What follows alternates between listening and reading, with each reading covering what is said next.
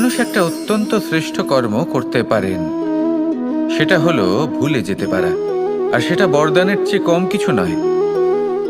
মানুষকে যখন কোনো কারণে নিজের প্রিয়জনদের থেকে দূরে যেতে হয়, তখন মনে দুঃখ জাগ্রত হয়।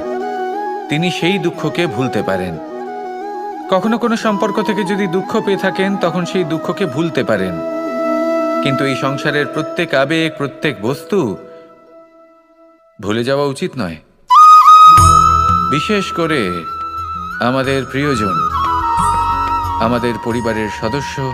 যখন এই সংসার থেকে ওনারা চলে যান, তখন যে সৎকর্ম ওনারা করেছেন, যে প্রেরণা ওনারা আমাদের প্রদান করেছেন, কখনো ভুলে যাওয়া উচিত নয়। যখন আপনি কোনো উঁচু স্থানে পৌঁছে যান, আপনি সাফল্য লাভ করেন, তখন সেই সকল বন্ধুদের ভোলা উচিত নয় যারা আপনার সাথে আরম্ভ থেকে ছিল, যারা সব সময় আপনাকে সাহায্য করেছে। আর সবথেকে গুরুত্বপূর্ণ কথা, আপনার বয়স যতই বৃদ্ধি পাক না কেন, মাতা পিতাকে কখনো ভুলবেন না। আপনি যতই বড় হন না কেন, আপনি তাদের সন্তানই থাকবেন। অভিজ্ঞতার দিক থেকে ওনাদের থেকে ছোটই থাকবেন। তাই সবসময় নিজের মাতা পিতাকে নিজের সাথে রাখুন, কখনো তাদের ভুলবেন না।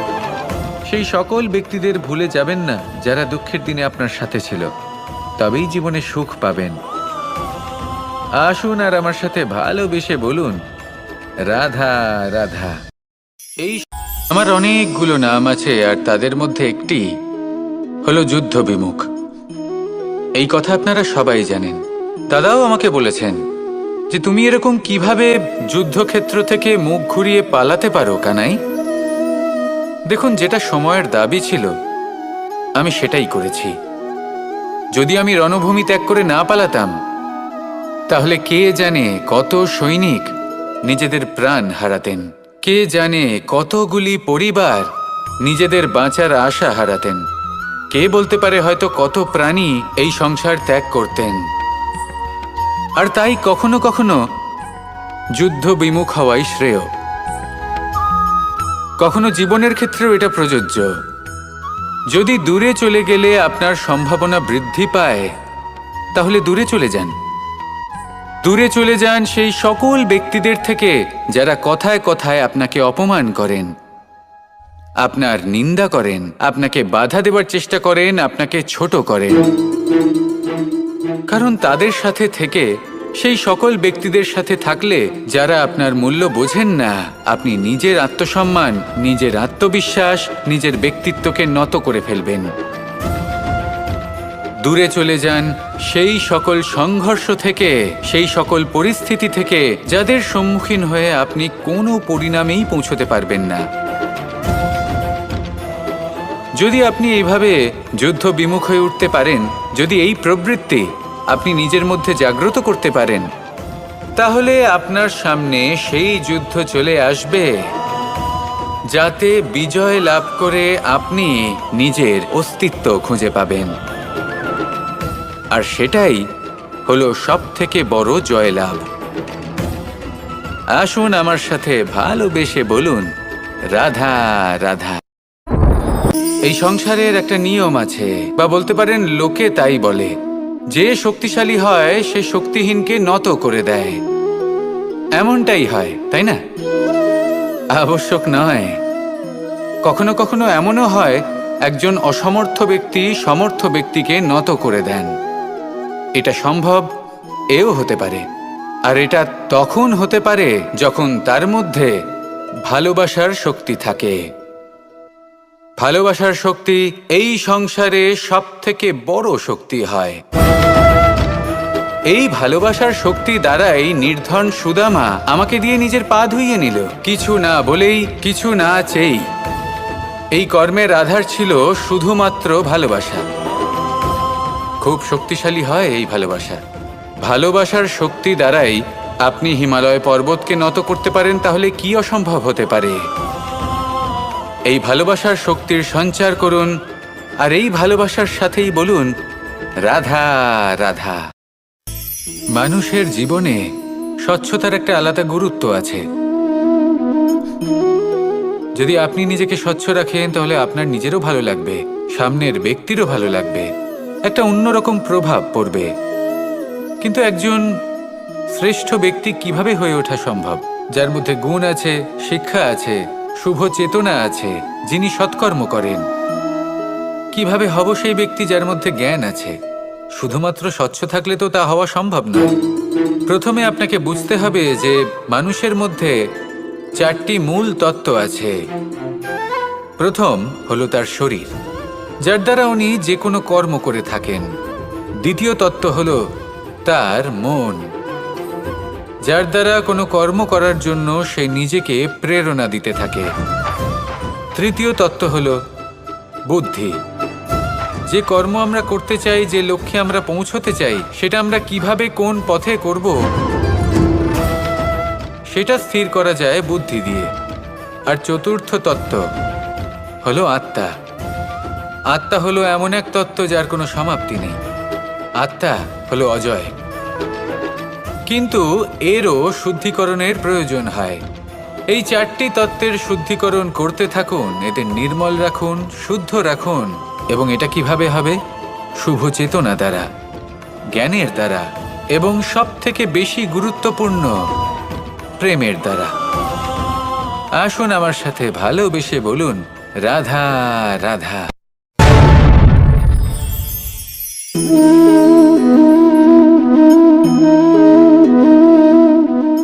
জল এই সংসারের সমস্ত প্রধান তত্ত্বের মধ্যে একটি। এই জল যে কোনো জ্বালা দূর করে, আগুনকে নিভিয়ে দেওয়ার ক্ষমতা রাখে, অবিরল অবিচলভাবে প্রবাহিত হতে পারে, একে কেউ বাধা দিতে পারে না। এর পথে বাধা সৃষ্টি করলে নিজের পথ নিজেই খুঁজে নেবে, বা সে নিজেই নিজের পথ বানিয়ে নেবে, কিন্তু কখনো থামবে না। এই জল হলো মহান, আর এর একটা মহান গুণ আছে, এর নিজস্ব কোনো রং নেই।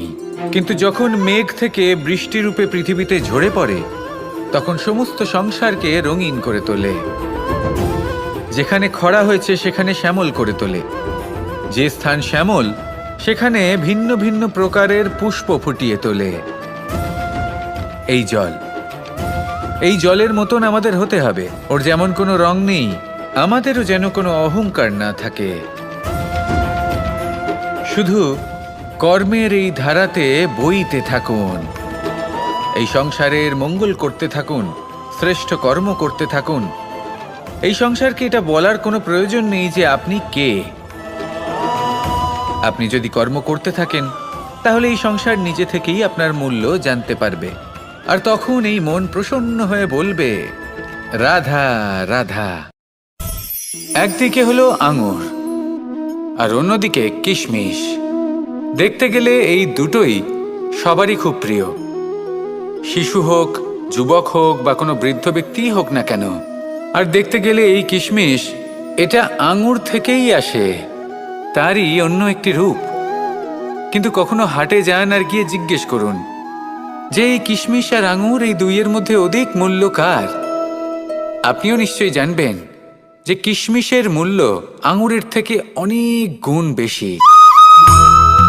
এবার এরকম কেন হয়? এর পেছনে কি কারণ থাকতে পারে? একদিকে হলো সেই আঙুর যা টাটকা অবস্থায় গাছ থেকে পেড়ে খাওয়া যায়, আর অন্যদিকে হলো কিশমিশ যাকে মাসের পর মাস রোদে ফেলে রাখা হয়। একদিকে আঙুর যা কিনা অত্যন্ত রসালো, আর কিশমিশে কোনো রসই নেই। একটি হলো অত্যন্ত কোমল এবং সুন্দর, অন্যটি অমসৃণ এবং তাতে বিন্দুমাত্র সৌন্দর্য নেই, তাও তার মূল্য বেশি। এইসব কেন হয়? এই কারণেই হয় কারণ সেই আঙুর অনেক মাস পর্যন্ত রোদ সহ্য করে থাকে, কষ্ট সহ্য করে থাকে, তবেই সেই আঙুর কিশমিশে পরিণত হয়। এবার জীবনের কড়া রোদ যাকে সহ্য করতে হয়, তার সাথেও এটাই হয়ে থাকে, তারও মূল্য আপনা থেকেই বৃদ্ধি পায়। আপনার জীবনে আপনার গুণ, আপনার প্রতিভা, তা অত্যন্ত গুরুত্বপূর্ণ। কিন্তু যখন আপনি অভিজ্ঞতা লাভ করেন, তখনই সেই অভিজ্ঞতা আপনার গুণ এবং প্রতিভাকে আরও অনেক বেশি শ্রেষ্ঠ করে তোলে। তাই জীবনের কঠোর রোদের মধ্যেও দাঁড়িয়ে থাকাটা শিখে নিন, সাহসের সাথে কঠিন পরিস্থিতির সম্মুখীন হওয়াটা শিখে নিন। ঠিক এইভাবেই অভিজ্ঞতা লাভ করতে হয়। আর এই অভিজ্ঞতা আপনার মূল্য বৃদ্ধি করতেই থাকবে। আর তখন এই মন প্রসন্ন হয়ে বলবে, রাধা রাধা। আমাদের সকলের জীবনেই দুই ধরনের ব্যক্তি থাকেন, বন্ধু এবং শত্রু। তারা হলেন আমাদের প্রিয় বন্ধু, যারা আমাদের জীবনে সবসময় আমাদের পাশে থাকেন। কখনো কখনো আমরা তাদের জন্য কিছুই করি না, তাও তারা আমাদের আনন্দ প্রদান করেন, ভালোবাসা প্রদান করেন। আর অন্যদিকে থাকে আমাদের শত্রু। দেখতে গেলে যখন আমরা জন্ম নিই তখন কিন্তু আমাদের কোনো বন্ধু থাকে না, আমাদের কোনো শত্রুও থাকে না। কিন্তু যত ধীরে ধীরে আমরা জীবনে এগোতে থাকি, আমাদের বয়স বাড়তে থাকে, তখন আমাদের বন্ধু আর শত্রু এই দুইয়ের সংখ্যা বাড়তে থাকে। আর সেই সবকিছু নির্ভর করছে আমাদের কথার ওপর এবং আমাদের ব্যবহারের ওপর। এবারে আপনি যদি কোনো ব্যক্তিকে স্বাগত জানান উদার চিত্তে, ভালোবেসে, তাহলে সেই ব্যক্তি আপনার বন্ধু হবেই হবে। কিন্তু যদি আপনি নিজে হাতে কাউকে সামনে অগ্রসর হতে বাধা দেন, বিনা কারণে তার সাথে খারাপ ব্যবহার করেন, তাহলে তার মনে শত্রুতার বোধ অবশ্যই জেগে উঠবে। আর রইল বিষয় কথার, যদি আপনার কথা মধুর হয় তাহলে সবাইকে আপনি আপন করে নিতে পারবেন। এই কথাই যদি কটু হয় তাহলে আপনার আপনজনেরাও দূরে চলে যেতে পারে। তাই নিজের কথার ওপর সংযম রাখুন এবং নিজের আচরণ উদার করে তুলুন। জীবনে সুখই সুখ থাকবে। আসুন আমার সাথে ভালোবেসে বলুন, রাধা রাধা। এই সংসারে যখনই কোনো সমস্যা আসে তখন আমরা আমাদের সব থেকে বড় সম্বলের কাছে আশ্রয় খুঁজি, তা হলো আমাদের বিশ্বাস।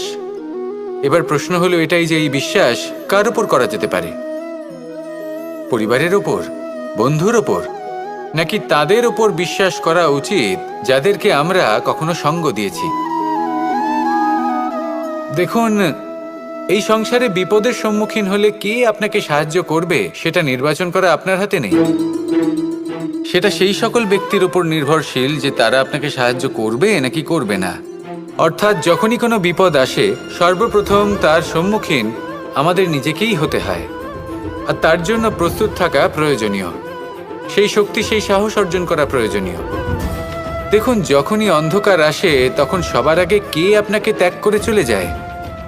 আপনার নিজেরই ছায়া। এই অন্ধকারের সম্মুখীন হতে হয় অন্তরের প্রদীপের দ্বারা, অন্তরের আত্মা দ্বারা। তবেই আপনি অন্ধকারের ওপর জয়লাভ করতে পারবেন। সেই জন্য যে বিপদই আসুক না কেন, নিজেকে তার জন্য প্রস্তুত রাখা উচিত। সেই সাহস নিয়ে আসুন। এমন কোনো বিপদ নেই যা আপনাকে ভেঙে দিতে পারে। আসুন আমার সাথে ভালোবেসে বলুন, রাধা রাধা। এই সংসারে সব থেকে ভয়ানক এবং গভীর অন্ধকার কোনটা? সেটা যখন মেঘ সূর্যকে ঢেকে দেয় এবং সংসার অন্ধকারাচ্ছন্ন হয়ে ওঠে, নাকি তখন যখন সূর্যাস্তের সময় ঘনিয়ে আসে, সূর্য ঢলে যায় এবং এই সংসারে অন্ধকার ছেয়ে যায়, নাকি সেই অমাবস্যার রাত্রি যখন চতুর্দিকে ঘন অন্ধকার থাকে এবং চন্দ্রমার প্রকাশ কোথাও থাকে না? না, এই সংসারে সব থেকে বেশি ভয়ানক অন্ধকার হলো মানসিকতার অন্ধকার। মানসিকতা খুব গভীর একটা বিষয়। এই মানসিকতাই সত্যের রূপ ধারণ করে এবং আমাদের এই মানসিকতা এবং বিবেকে একটা সূর্য থাকে। যদি আমরা এটা জীবন থেকে বের করে ফেলি তাহলে নিরাশা, হতাশা, অসফলতা এর এমন এক ঘন অন্ধকারে আমরা ফেঁসে যাব যে তার থেকে বাইরে বের হওয়া প্রায় অসম্ভব ব্যাপার হয়ে দাঁড়াবে। বড়ই কঠিন হয় সেই সময়। সেই জন্য ইতিবাচক মনোভাব থাকা খুব প্রয়োজনীয়। এটা ভাববেন না যে এটা আমার সাথে কেন হলো, এই সমস্যা কেন এলো, ওই ব্যক্তি আমার সাথে এটা কেন করলেন। এটা ভাবুন যে আমি জীবনে যে পরিস্থিতিতে দাঁড়িয়ে আছি তার থেকে আমি ঠিক কিভাবে বাইরে বেরোতে পারবো। যতই ঘন অন্ধকার থাকুক না কেন, খুব ছোট একটা প্রদীপের প্রকাশ আমাদের পথপ্রদর্শক হয়ে দাঁড়াতে পারে। আর আমাদের জীবনে এই ছোট্ট একটা প্রকাশ হলো আশা। এই আশার একটি কিরণ আমাদের অত্যন্ত গাঢ় অন্ধকারেও পথ দেখাতে পারে। তাই এই আশাকে সবসময় মনে প্রজ্বলিত করে রাখুন। গাঢ় থেকে গাঢ় অন্ধকারের সাথে, কঠিন থেকে কঠিনতর সমস্যার সাথে লড়াই করুন, সামনে এগিয়ে চলুন, আর আমার সাথে ভালোবেসে বলুন, রাধা রাধা। শত্রুতা। একজন মানুষ অন্য মানুষের সাথে শত্রুতা করে বসেন। দুজন ঘনিষ্ঠ বন্ধু। এমনও এক সময় আসতে পারে যখন এনারা একে অপরের শত্রু হয়ে ওঠেন।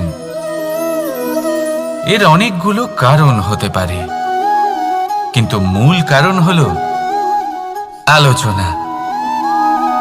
আগে হ্যাঁ, আপনি যদি কারোর বিষয়ে আলোচনা করেন তাহলে সে আপনার শত্রু হয়ে যেতে পারে। এবার মনে একটা প্রশ্ন আসতে পারে যে এটা কিভাবে সম্ভব হতে পারে? আলোচনা, এটা তো অত্যন্ত জরুরি। যদি আমি নিজের বন্ধুর খারাপ কাজের বিষয়ে আলোচনাই না করি তাহলে সে শুধরবে কি করে? এ কথা সত্যি যে আলোচনা আবশ্যক, কিন্তু তার থেকেও বেশি গুরুত্বপূর্ণ এবং আবশ্যক হলো আপনার এই সিদ্ধান্ত। সিদ্ধান্ত এটাই যে আপনার এই আলোচনা কোন স্থানে করবেন। যদি এটা সবার সামনে করবেন ভাবেন, তাহলে তা অপমানও হয়ে যেতে পারে। যদি এটা আলাদাভাবে করেন তাহলে তা পরামর্শ হয়ে যায়। অপমান কেউ স্বীকার করতে পারেন না, কিন্তু পরামর্শ সকলের ভালো লাগে। তাহলে যদি আপন কারোর জন্য ভালো কিছু চান, কাউকে শুধরে দিতে চান, আর আপনার মনে হয় আলোচনা আবশ্যক, তাহলে সর্বপ্রথম সময়, পরিস্থিতি আর স্থানের কথা মনে রাখবেন। নয়তো এই আলোচনা আপনাকে খুব ভোগাতে পারে। তাহলে আসুন আমার সাথে ভালোবেসে বলুন, রাধা রাধা। আপনার জীবনেও কি সমস্যা রয়েছে? অবশ্যই থাকবে। প্রত্যেকের জীবনেই সমস্যা থাকে। প্রত্যেক মানুষ জিজ্ঞাসাও করেন যে এই সমস্যা আসলে কি আর কেন আসে এ জীবনে। আপনাকে একটা কথা বলে দিই যে সমস্যা আসলে সেটা নয় যা আপনার পথে বাধা সৃষ্টি করে, বরং সমস্যা হলো সেটাই যেটা আপনি তখন দেখতে পান যখন আপনার একাগ্রতা আপনার পথ থেকে, আপনার লক্ষ্য থেকে সরে যেতে থাকে। আর এই সমস্যাগুলি দূর করার জন্য, এর সমাধান করার জন্য একটাই পথ আছে। নিজের সমস্ত ভাবনা আরো একবার একাগ্র করুন নিজের পথের দিকে, নিজের লক্ষ্যের দিকে। আপনার সমস্ত ভাবনা যদি কেন্দ্রীভূত হয় নিজের লক্ষ্যে, তাহলে এই সমস্যা দূরে থাকবে। যদি এরকম না হয়, যদি আপনার মন একটু অন্যদিকে চলে যায়, তাহলে এই সমস্ত সমস্যা আবার সামনে চলে আসে আর বাড়তেও থাকে। দেখুন, যেখানে আপনার লক্ষ্য রয়েছে, বাণ যদি সেখানেই চালাতে হয়, তাহলে দৃষ্টি তো সেদিকেই রাখতে হবে। তবেই তো আপনি সেই লক্ষ্য ভেদ করতে পারবেন। সেই জন্য মনে রাখবেন, সর্বদা লক্ষ্য রাখবেন নিজের পথে, সেই পথেই সামনে এগোতে থাকুন নিজের লক্ষ্যের দিকে। আপনি যত সামনে এগোতে থাকবেন এই সমস্যা তত পিছিয়ে যাবে। তাহলে আসুন আমার সাথে ভালোবেসে বলুন, রাধা রাধা। এই পাখিরা সত্যি খুব সুন্দর, আমার খুব ভালো লাগে। আপনি নিশ্চয়ই শুনে থাকবেন যে কিছু পাখির কাছে ডানা অবশ্যই থাকে, কিন্তু উড়তে পারে না। তারা চায় উঁচু আকাশে উড়ে বেড়াতে এবং মেঘেদের সাথে কথা বলতে, করতেই পারে না। এবার এই সংসারেও পাওয়া যায় ঘুড়িও। এদের মধ্যে না জীবন আছে, না প্রাণ আছে, আর না আছে ডানা, কিন্তু এরা আকাশের সাথে কথা বলে, হাওয়ার বেগের সাথে কথা বলে, আনন্দ করে, উৎফুল্ল হয়ে ওঠে। আকাশে জীবনের কিছু মুহূর্ত কাটায়। তার কারণ কি হতে পারে? কারণ হলো সুতো। এই সুতো যদি সঠিক হাতে থাকে, তাহলে এই কাগজের তৈরি ঘুড়িও আকাশের উচ্চতায় উড়ে বেড়াতে পারে। এবার এই সুতো আসলে কি? এই সুতো হলো আসলে ভালোবাসা। এই সুতো হলো আসলে বিশ্বাসের, আর এটা আপনি দিয়ে থাকেন তাদের হাতে যাদের আপনি বিশ্বাস করেন, যাদের আপনি নিজের সর্বস্ব দিয়ে দেন। ভেবে দেখুন, এই ভালোবাসা আর বিশ্বাসের সুতো আপনি যদি সঠিক মানুষের হাতে দিয়ে দেন, তাহলে আপনি অনেক উচ্চতায় উঠতে পারবেন, আকাশের উচ্চতায় উড়ে বেড়াতে পারবেন, মেঘের সাথে কথা বলতে পারবেন, পাখিদের মতো উড়তে পারবেন, যা ইচ্ছে তাই করতে পারবেন। শুধু এই মানুষ সঠিক হতে হবে, এমন একজন মানুষ যার মনে আপনার জন্য ভালোবাসা রয়েছে, এমন এক মানুষ যার মনে কোনো স্বার্থ নেই, যিনি পরোপকারী, এমন একজন ব্যক্তি যিনি আপনার অস্তিত্বকে বাইরে নিয়ে আসতে পারবেন, তাকে উজ্জ্বল করে তুলবেন। তাহলে ভালোবাসুন, আনন্দ করতে থাকুন, আর এই আনন্দ সহকারে বলুন, রাধা রাধা। আমরা সকলে এমন ব্যক্তির সাথে থাকতে চাই যারা খুব মিষ্টি কথা বলেন, যাদের ব্যবহার আমাদের ভালো লাগে, যারা দেখতে সুন্দর হন, যাদের আমরা পছন্দ করি। আর সব সময় এমন ব্যক্তির থেকে দূরে থাকতে চেষ্টা করি যাদেরকে আমরা পছন্দ করি না, যাদের কথা আমাদের খারাপ লাগে, যাদের কথা একটু কঠোর হয়। আমরা সব সময় চেষ্টা করি এদের থেকে দূরে থাকার, ঠিক কিনা? কিন্তু যদি বাস্তবটা দেখি, তাহলে এই কঠোরতা জীবনে শান্তির প্রলেপ দেয়। ওষুধও একটু কড়াই হয়, কিন্তু এ কি করে? আমাদের সুস্থ করে তোলে। ঠিক সেইভাবেই ভালোবাসার এই অধ্যায় একটু কঠিন, একটু কড়াও মনে হতে পারে, কিন্তু এর ফল সবসময় আপনাদের স্বাস্থ্যের পক্ষে ভালোই হয়। সেই জন্য যদি কেউ আপনার নিন্দে করে, আপনাকে কড়া কথা শোনায়, আপনার ব্যাপারে আলোচনা করে, তার মানে এটা নয় যে সে আপনার শত্রু।